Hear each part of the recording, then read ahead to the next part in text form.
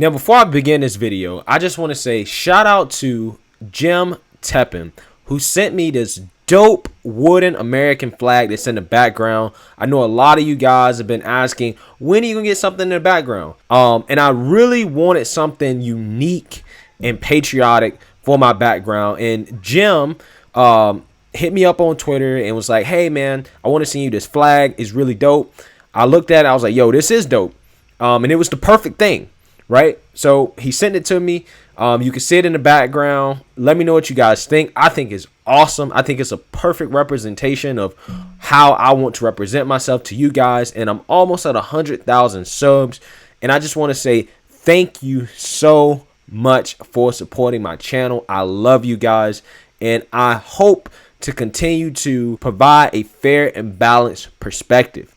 Thank you. All right, guys. So thanks to Mark Dice, I saw this quick snippet of a segment from Brian Stelter on CNN in which he was complaining about Parler and how conservatives and Trump supporters are moving on over to Parler and other alternative platforms as a means of trying to get away from censorship and a safe space to express our opinions freely. Now, when I saw this segment, I thought this was a great topic to talk about because it's very nuanced and there's a lot of elements that I want to touch on because I think that this is very important to discuss. But before I get into that, my name is Greg Foreman and you're watching A Black Conservative Perspective. Make sure you like, comment, and subscribe. Most importantly, share.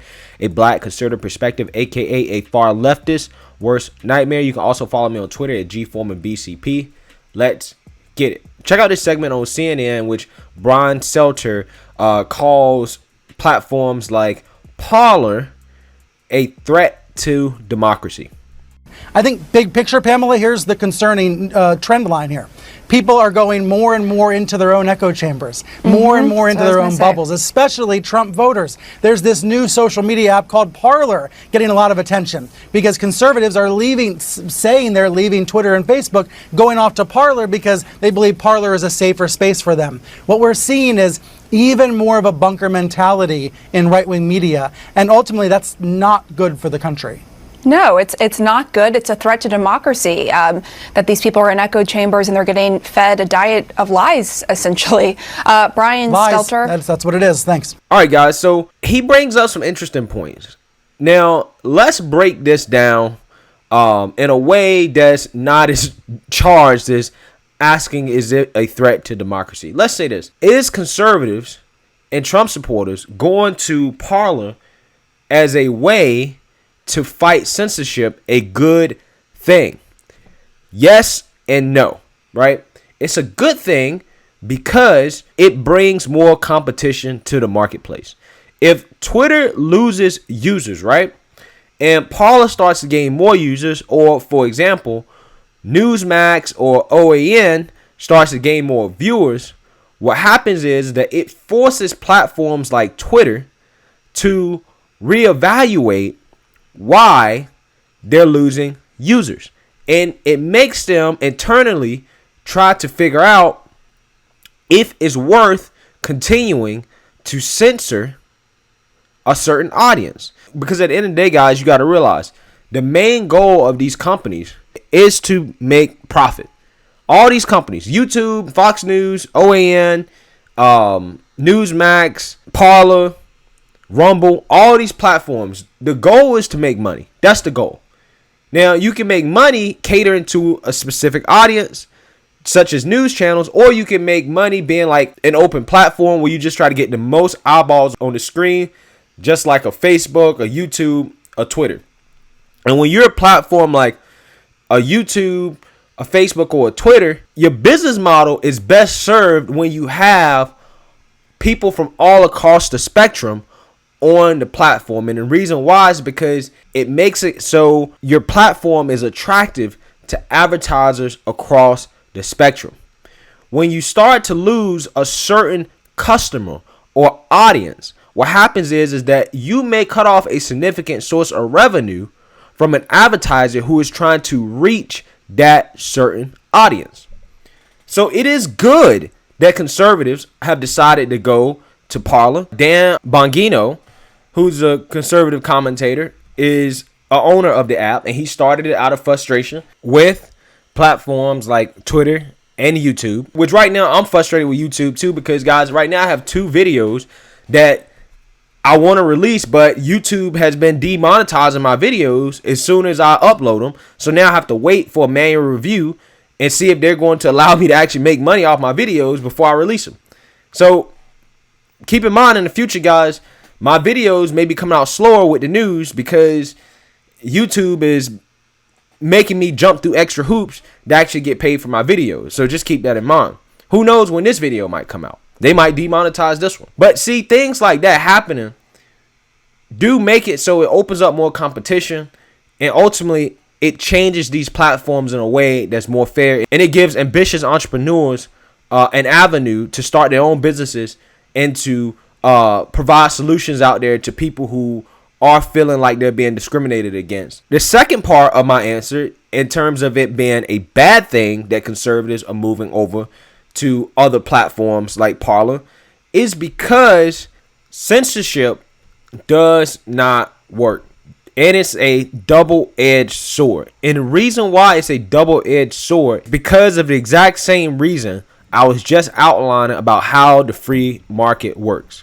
Conservatives are being consistent when they go to a platform like Parler to be able to have more free speech, in the sense that they're using the private sector in order to get their way. Now, the thing is what happens is that does create an echo chamber. And also what it does is it makes the conspiracy theories that you're trying to get rid of or trying to disprove, it makes them more valid in the minds of a lot of people. When you see all the media giants not covering the Hunter Biden story, and then social media outlets like Facebook and Twitter censoring articles about the story, articles that have factual information with evidence supporting them. When you start to see that type of overt bias and coordination from the media, again, guys, CNN never covered the Hunter Biden story. The only time they would cover it is if they were reporting on Rudy Giuliani covering it, and trying to disprove it and say it's Russian disinformation, even though they don't have any evidence to prove that it's actually Russian disinformation. And all the intelligence officials have said is they don't think it's Russian disinformation. When you see that type of coordination, that makes the conspiracy theories more valid. And it creates echo chambers where some capitalist is going to serve that audience. Okay?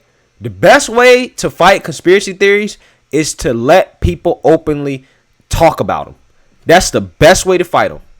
And the reason why is because when you don't push back against them, what happens is that there's less evidence to support them. A lot of these conspiracy theories, and I'm saying conspiracy theories in quotation here, guys, because a lot of conspiracy theories are true.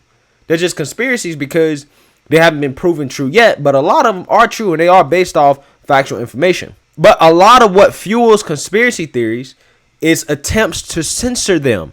A lot of people look at that as confirmation that it must be true if the media is trying to hide it. If the media doesn't want you to know something, then it must be true. There must be some truth behind it. Otherwise, why are they censoring false information? And this is the same concept that applies with the election that the media, for whatever reason, doesn't understand. Right? The stance that I take in terms of what's going on right now with the voter fraud and the rigging of the election is that the Trump campaign and President Trump has presented evidence to, the mainstream media. They presented it to the people, right? And they're saying this is what's going on. We have some stuff going on with machine software. We got Project Veritas exposing some things with USPS. We have votes from dead people, things of that nature. Some voting irregularities that are occurring. Now, as a conservative commentator, I am going to cover it. And I'm going to show my audience, hey, this is what the president is saying. And I'm going to take his word at face value for him saying that there may be fraud going on and this may be happening to our elections. But at the end of the day, it is up to the president and his team to prove it in court. And ultimately, the election will come down to whatever happens in the legal system. And to me, that's a fair and balanced way to cover it and to at least give it a chance. Now, mainstream media, you don't have to agree with it, but you have to understand the balance between agreeing or disagreeing with something and covering it fairly. Just like me, nobody in the media are judges. They're not judges. They're not looking at the evidence that the Trump team is presenting. It is ultimately up to the judges to decide whether the evidence is sufficient or not. Because at the end of the day, if they're wrong, it will play out in court that they were wrong. And then at that point, people will have to deal with whatever the result is going to be at that point. But until then, we don't know. So I don't think it's fair to necessarily make claims about things that we don't know yet. And again, to me, that's a totally fair and balanced point of view in regards to this election stuff. But no, the media can't do that. The media has to jump the gun on everything and try to play fact checker instead of letting the people decide what they want to believe for themselves. Every time you post a video about the election or you make a tweet about the election, YouTube in particular has to have this banner that tells you Joe Biden won the election, guys. Or Twitter has to tell you Joe Biden won the election. Or Facebook has to tell you Joe Biden won the election. Everybody knows that the media has announced Joe Biden as the winner. But what these platforms don't realize is that that type of coordination that you see among all the platforms in the mainstream media to try to drill in your head that Joe Biden is the winner is proof for the conspiracies. When at the end of the day, it may seem counterintuitive, but if people don't want to believe Joe Biden didn't win, so what? Some people refuse to call the election until all the legal things work out in court. And the media going out of their way to try to discredit what's going on in court, and the president only plays into the idea that everybody is against President Trump, and it fuels a lot of these ideas that people get. And it's just amazing to me that the mainstream media has not caught on to that yet. They are the reason why so many people feel like these election results are not valid. It's because we've seen them give us fake news and cover President Trump unfairly for the last 4 years. If you let people decide what they want to believe, ultimately, you're going to have less of an issue with fake news and conspiracy theories. But the problem is that our media think that they're gods and that they can selectively cover what they want to cover in terms of what they want you to see. And they made it so obvious that this is what they're doing and this is how they work that, like President Trump said, they have discredited themselves. And they have nobody else to blame but themselves. The first thing they want to do in that segment with Brian Stelter is crazy right-wingers going to another platform so they can be in that echo chamber and, talk about their conspiracy theories. But you never take a step back and understand, okay, why is this happening? What is making them feel disenfranchised in a way in which they would do something like that? And what is the long-term consequences of something like that? And how can the mainstream media play a role in helping to tone down on extremism? And that's true on both sides, left-wing extremists and right-wing extremists. Because at the end of the day, people on the left don't like the establishment and people on the right don't like the establishment. MSNBC, CNN, and Fox News are establishment media. I mean, that comes before their political bias. They're corporations first. They make money first. They're part of the establishment. And then comes their political bias. They all play a role. And I think when people understand that and they realize that, I think people will come to grips with what the actual bias of the media is. The actual bias of the media is an establishment bias. It's a bias towards the establishment. That's why you see Fox News, especially in the daytime, abandoning President Trump and going against him because they're trying to keep their establishment appeal, and they're doing the bidding of their overlords, who is the establishment Republican Party. Now, they're trying to keep their viewers by having Tucker and Hannity and Laura Ingraham talk about the election regularities in a more transparent way, but you can obviously see the dichotomy that's going on at Fox News between daytime, nighttime, and what they choose to cover, because they're two different audiences. But for me personally, guys, I like to consume news across all spectrums. And I've said this 1,000 times. And the reason why is because I want to be exposed to all the information. And then I want to see the far left view, the center left view, the center right view, far right view. And then I want to decide for myself what's true and what's not true. And to me, I think this is the best way to digest information and to have a more well-rounded perspective of what's going on in the country and the world in general. That's just my opinion.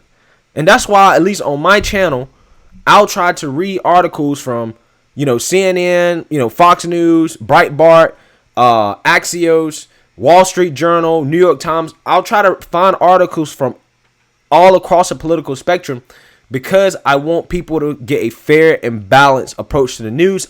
Although I'm coming from a conservative perspective, I still want it to be fair and balanced because I feel like I'm doing something that the mainstream media refuses to do. So, in a nutshell, I think it's give and take. It's good and bad. I think individuals need to be cognizant of echo chambers and trying to, broaden their view in terms of the news they consume, whether or not they believe is biased or not, because all news media is biased.